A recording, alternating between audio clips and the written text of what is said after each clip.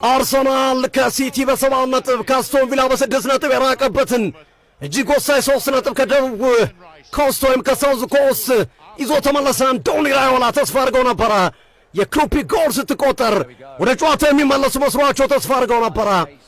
ነገር ግን የዲክላን ራይስ ጎል ማሸነፊያ ሆኗል። ራይስ 2 ጎል አስቆጥሯል። አንዱ ያቻ ቢሆን እንኳን አንዱ የማሸነፊያ ሆኗል። የነገረው ነው ባይዘዌ ዳኛው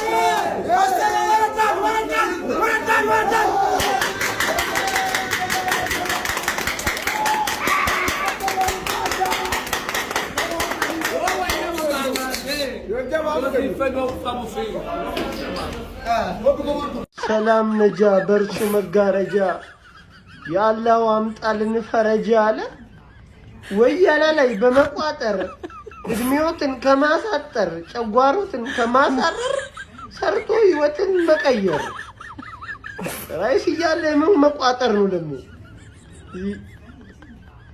በአርሰናል ምክንያት ስንቱን ደገፍኩት።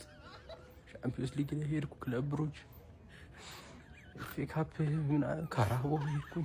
ስንቱን ፕሪሚየር ሊጉ ላይ 19 የቻምፒዮንስ ሊጉ ሲደመር ስንቱን ስኬት የለም። እኔ እኮ የአርሰናል ነገር እኮ ግን ይገርም እኮ ነው የሚለኝ ማለት ከመገረም አልፎ ነው ያስቀኛል። ይሆናል ያስቀኛል ዝም ብሎ እንዴ የመጀመሪያ ክለብ እኮ ነው አጥቂውን ሴንተር ባክ አድርጎ የሚጫወት እኮ አጥቂውን ሴንተር ባክ ኦሮሮሮ ማጋለሽ ኦሮሮሮ ያገባል ይከላከላል። ምንድነው ሰው ኦሮሮሮ ግርም እኮ ነው የሚለኝ።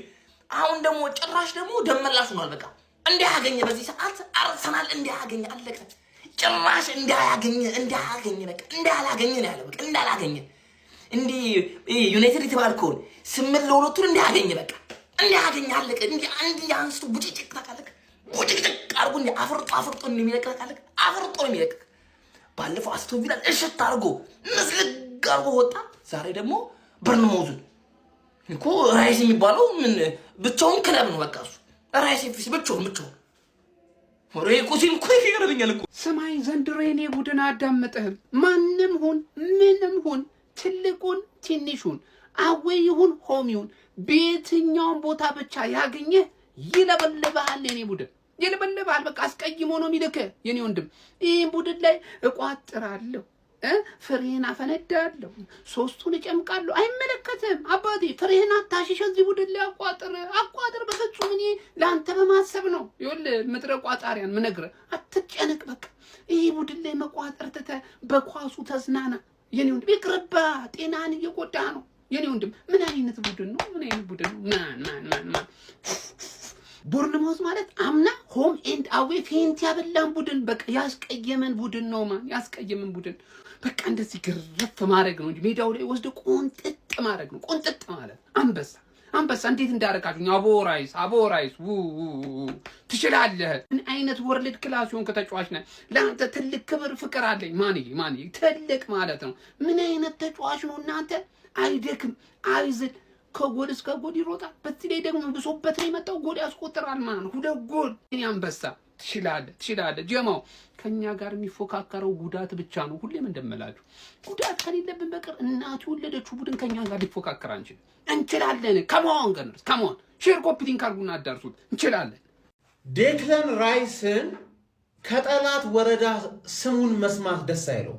ራይስ አሉ እንዴ እዛ ኢስት አፍሪካ ብሎ 2 ኖርሚ እኮ አርቴታ እናንተ እንዳይደብራችሁ መቋጠር እንዳታቆሙ ብሎ ነው እስከ 90 ድረስ ካስኮ የሚያስቆያችሁ። 1 ጎል ምናምን የሚለቀው የክሩፒ የሚባለው አንተ ላይም እኔ ላይም ካገባ ፌር ነው ምናምን ነገር እንደዚህ እያጫወትን እኮ እንደ ወንዝ ነን። ገባ አይደለኛ?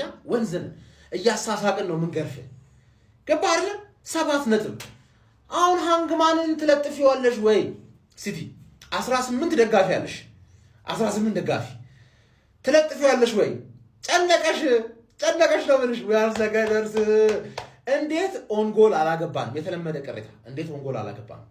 አርቴታ ደግሞ 3ቱንም የፊት ለፊት አጥቂዎች በ3 የፊት ለፊት አጥቂ ሲቀይራቸው በፊት ለፊት አጥቂ ፐርፎርማንስ ደስተኛ እንዳልነበረ ነው የሚያሳየው። ፋይናል ሰርድ ላይ ደስተኛ አልነበረ። 3ቱንም ባንዴ ነው የቀየረው። ሳካ ወዲያውኑ ገባና አሲስት ገባሽ አይደል? እና አሁን ምንድነው የሚሻላችሁ? ምንድነው የሚሻላችሁ? ካሁን በኋላ እኛ ኦሬዲ ልክ እንዳለፈው ሳምንት እንደ ቪላማ ቀድመን ታሸንፍና ሁሉም ሲለጠፍ ታያለህ። ሁሉም ቅስሙ ሲሰበር ታያለህ። we are the gunners 7 points እስከ 4 ሰዓት ተኩል መቋጠር ግድ ነው። ይሸነፋል ብሎ ጎል ማየት ልምድ ነው።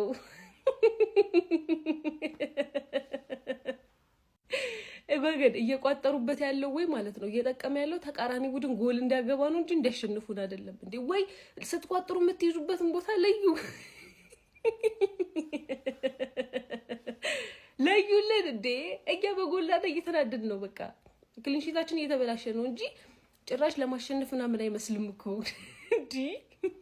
በዛሬው ጨዋታ ላይ በጣም ብዙ የሚነሱ ፖይንቶች አሉ። እውነት ለመናገር በጣም ብዙ የሚነሱ ነገሮች ማለት ነው። ግን በቃ እንደ አረም ከስር ሲከተልን የነበረውን ሰውዬ በቃ በቅርብ ርቀትም ቢሆን ትንሽ እየራቀን ሆነውና እሱን አመስግነን ቁጭ እንበል እንጂ በጣም ብዙ የሚወራ ነገር አለ። በጣም ብዙ ማለት ነውና ከነዛ ውስጥ ግን አንዱ ራይስ 2 ማግባቱ ነው። ከጉዳት ተመልሶ በ2 ጎል ማየት ራሱ ማለት ነው ሌላ ጸዴ ነገር ነው ማለት ነውና ብቻ ግን በደንብ የሚወራበት ነገሮች አሉ። እንዲህ ነው እንግዲህ የፈጣሪ ካሳ። ገብርኤል ሰጠ፣ ገብርኤል ነሳ። 15ኛ ላይ የሚገኘው ቦርንማውዝ 2 አርሰናል 3 ከዚህ ጨዋታ የተረዳ ነው 2 ነገር ማለት ነው። ምናልባትም ቲክቶክ ላይ አንድ አዋቂ አርሰናል ደጋፊ ቢኖር ኑሮ ሊል የሚችለውን አንድ ነገር መጀመሪያ ልንገራችሁ። የኔ ቡድን እውነቴን ነው የምነግራችሁ ዋንጫ አይበላም። ከእያንዳንዱ ጨዋታ እያሳየኝ ያለው ፐርፎርማንስ ለቀጣዩ ስጋት እንጂ ጭራሽ ተስፋ የሚሰጥ አይደለም ይላችሁ ነበር። ነገር ግን እኛ ጋር ብሽሽቅ ብቻ እንጂ እውነት ዋንጫ ፈላጊ አርሰናል ደጋፊ ስለሌለ ወያላው ዝም እያለ ስለሚመጣ ይሄን እናልፋለን። ሁለተኛ ሪፖርት በደንብና በሰፊው እየተደረገ ነው። ከዚህ ጨዋታ የተረዳሁት ሁለተኛው ነገር ይሄ ነው። የአርሰናል ደጋፊዎች ጦርነት ነው ያዝነው። 100% ፐርፌክት ብትሆኑ እንኳን እኔ ሄኖክ ላደንቃችሁ አልመጣም፣ ብሞት ይሻለኛል። ይሄን ደግሞ መቼ እንደጀመርኩ ታውቃላችሁ? ዛሬ 3 ቪዲዮን ያስጠፋችኋል። ቀጥሉበት። 5 አካውንት ከፍቼ እመጣላችኋል። የዩናይትድ ደጋፊ ባያግዘኝ እንኳን ማለት ነው ብቻዬን እበቃችኋለሁ። የሚሽል ቡድን የላችሁም።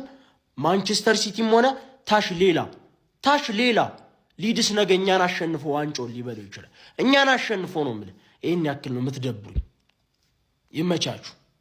ፍጹም የማይገመተው አርሰናል ማለት ነው ዘና ብሎ ሊያሸንፍ ነው የምትሉትን ጨዋታ እየተጨነቀ ነው የሚያሸንፈው የምትሉትን ጨዋታ ዘና ብሎ የሚጫወት ፍጹም ለየት ያለ ቡድን ያለን የዛሬው ጨዋታ ማለት ነው። በራሳችን ስተት በራሳችን ያውም ጠንካራ ነው የሚባለው ክፍላችን እየተሳሳተ እድሉን ሰጣቸው እንጂ ጥሩ ማኔጅ ያደረግነው ጨዋታ ነበር። በተለይ ጎል ከተለያዩ አቅጣጫዎች እያስቆጠረን ነበረ። ማዱኪም ጥሩ ነች።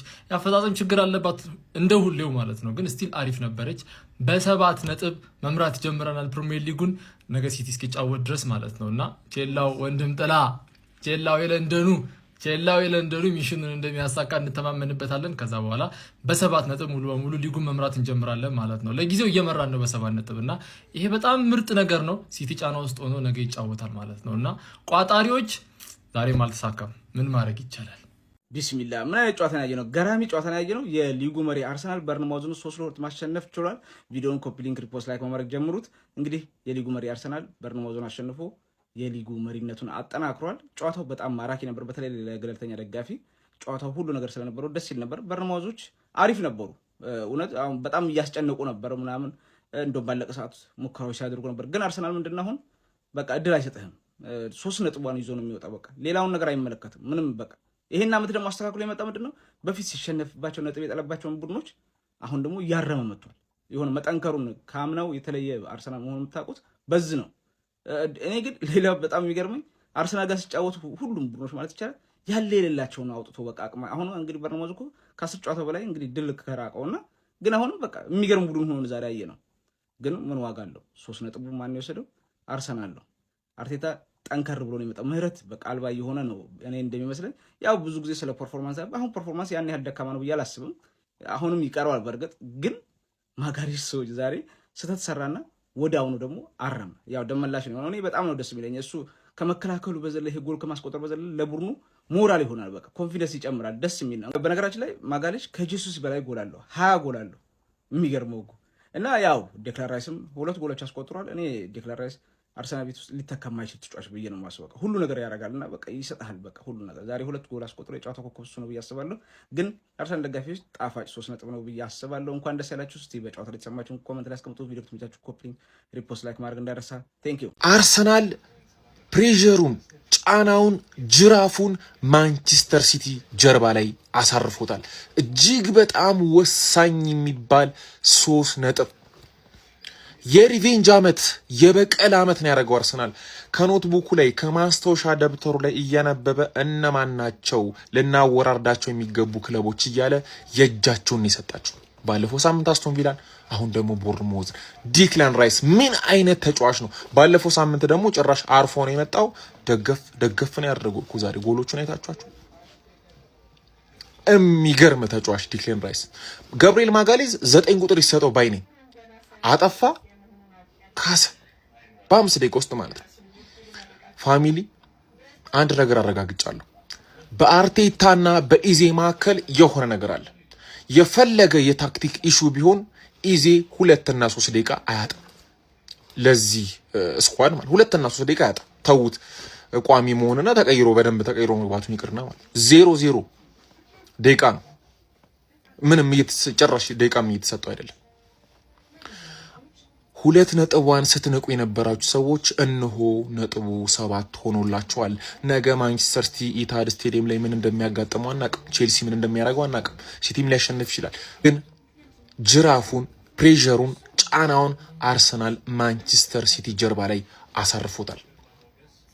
ጨዋታው እንደተመለከታችሁት አርሰናል ከሜዳ ውጪ በቪታሊቲ ስቴዲየም ቦርንሞዝን 3-2 አሸንፏል። ሀሳብና አስተያየታችሁን ኮሜንት ላይ አስቀምጡልኝ። መድፈኞቹ አርሰናሎች የእንግሊዝ ፕሪሚየር ሊግ መሪነታቸውን ማጠናከር ችለዋል። ዲክላን ራይስ ጋይስ ምን አይነት አማካይ ነው! በ20ኛ ሳምንት የእንግሊዝ ፕሪሚየር ሊግ መርሃ ግብር ከሜዳቸው ውጪ በርንማውዝን የገጠሙት መድፈኞቹ አርሰናሎች 3-2 በማሸነፍ ነው እንግዲህ ጣፋጭ የሚባል 3 ነጥብ በማስመዝገብ በፕሪሚየር ሊግ ያላቸውን መሪነት በ48 ነጥብ ማጠናከር የቻሉ ከተከታያቸው አስቶን ቪላ እንግዲህ በ6 ነጥብ ከፍ ብለው ነው አንደኛ ደረጃ ላይ የተቀመጡት ማለት ነው። ቪላ በ42 እንዲሁም ደግሞ ማንቸስተር ሲቲ ቀሪ ጨዋታ ያለው በ41 ነጥብ ሶስተኛ ደረጃ ላይ ተቀምጠዋል ማለት ነው። በዚህ ጨዋታ ላይ በርንማውዞች እንግዲህ ከአርሰናሉ ተከላካይ ጋብሪኤል ማጋሌሽ ስህተት የመጣችን ኳስ በኢቫን ኤልሰን አማካኝነት 10ኛው ደቂቃ ላይ በማስቆጠር ቀዳሚ መሆን ችሎ ነበረ። ነገር ግን መድፈኞቹ አርሰናሎች ከዛ በኋላ በጋብሪኤል ማጋሌሽ እንዲሁም ደግሞ ዲክላን ራይስ አከታትሎ ባስቆጠሯቸው ጎሎች አማካኝነት 3-1 በድጋሚ መምራት ቻሉ ማለት ነው። ከዛ በኋላ መልሶ በርንማውዞች በክሩፕ አስደናቂ ጎል አማካኝነት 76ኛው ደቂቃ ላይ አስቆጠሩት። ጨዋታው 3-2 ሆኖ እስከ መጨረሻው ደቂቃ ድረስ ቢታገሉም ነገር ግን ውጤት ለማግኘት አልቻሉም ነበር። በርንማውዝ ያው ላለፉት 10 የፕሪሚየር ሊግ ጨዋታዎች